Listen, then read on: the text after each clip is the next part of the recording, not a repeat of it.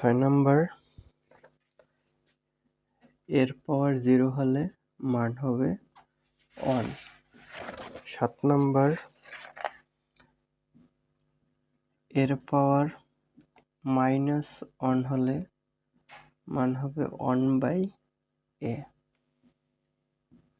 8 number, এর পাওয়ার 1/n হলে তাহলে মান হবে n√a। 9 নাম্বার, এর পাওয়ার m/n হলে মান হবে n√এর পাওয়ার m। এটা একটু ভেঙে বুঝিয়ে দেই।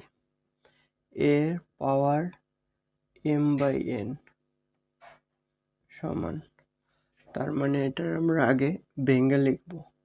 তাহলে m আর m/n এটার লেখা যায় 1/n ইন্টু m। তার মানে m আগে লিখলাম, তারপরে 1/n লেখা যায়। তাহলে এর পাওয়ার m, তার উপরে আছে 1/n। তাহলে 1/n আগের এই সূত্র অনুযায়ী আমরা এই nটাকে রুটের সাথে আনতে পারি, তাহলে পাওয়ার হয় এর পাওয়ার m। তাহলে এটা হলো আমাদের এই সূত্র। 10 নম্বরে a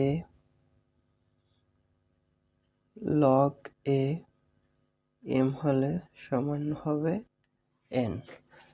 তার মানে a log এর মান হয়েছে আমার 1। তাহলে 1 এর সাথে m